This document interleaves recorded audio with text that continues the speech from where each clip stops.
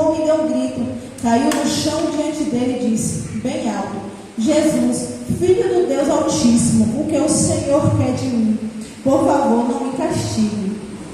Ele disse, isso porque Jesus havia mandado o espírito mau sair dele. Esse espírito havia agarrado muitas vezes. Esse espírito havia agarrado muitas vezes. As pessoas chegaram até a amarrar os pés e as mãos do homem com correntes de ferro, mas ele a quebrava e o demônio o levava para o deserto. Jesus perguntou a ele, como é que você se chama? O meu nome é Multidões, respondeu ele. Ele disse isso porque muitos demônios tinham entrado nele. Aí os demônios começaram a pedir com insistência a Jesus que não os mandasse para o abismo. Oh, meu Deus, aleluia, meu Deus. Aqui vai falar da história do Gadareno, do endemoniado do Gadareno. Aqui relata que ele tinha muito tempo naquele lugar e que ele não usava roupas, que ele não iria em casa, né? Tempo está se referindo ao quê? Que ele ficava preso, aprisionado naquele lugar. Ele só conseguia enxergar o quê? Aquele lugar que ele estava, ele não ia para outro lugar por causa dos demônios, né? E quando fala de roupas, não é só, irmãos, essa roupa material. Quando fala em vestir, Deus aqui ele está falando de missões.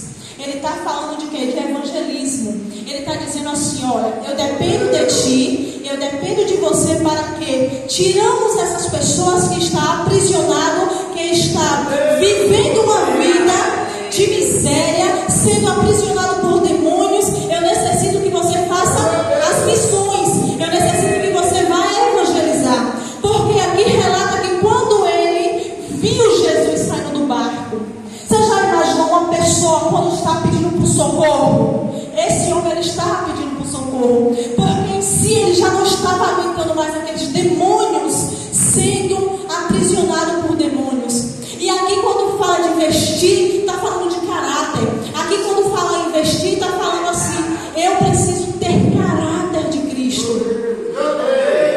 Ele precisava do caráter. A casa dele era o quê? Era túmulos, era cemitério. Isso é casa, irmãos? Para um ser humano que está vivo? Não, mas era assim que ele vivia. Por quê? Porque dentro da casa dele ele podia entrar.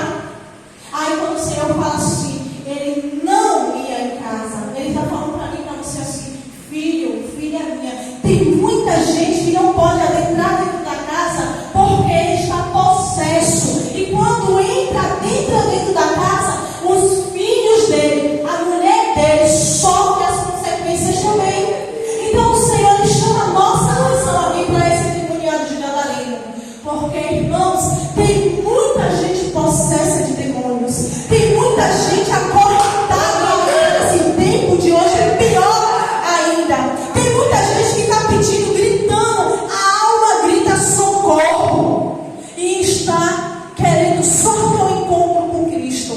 Porque se a gente for observar também, o diabo, ele conhece a Jesus, porque ele fala, Jesus, Filho do Deus Altíssimo, o que o Senhor quer de mim? Por favor, não me castigue. Então ele sabia quem estava naquele barco. Ele sabia que aquele que estava naquele barco podia sim mandar ele para o abismo. Por isso que ele clamou, ele gritou a Jesus para que Jesus não jogasse ele no abismo. O diabo, ele conhece sim a quem servimos. Ele conhece a quem servimos. E ele também teme a Deus. Porque se ele não temesse aqui, ele ia dizer, quem é ele para fazer alguma coisa comigo? Eu não vou sentir medo, eu não vou temer hipótese nenhuma. Deixa ele vir, que eu vou mostrar ele começa. Mas não, ele gritou, Filho do Deus vivo, não me castigue. Irmãos, o diabo, ele sabe aonde é que ele vai mexer. Ele sabe. Só que assim, Deus, ele também coloca a gente à prova, para ver como é que a gente vai se sair.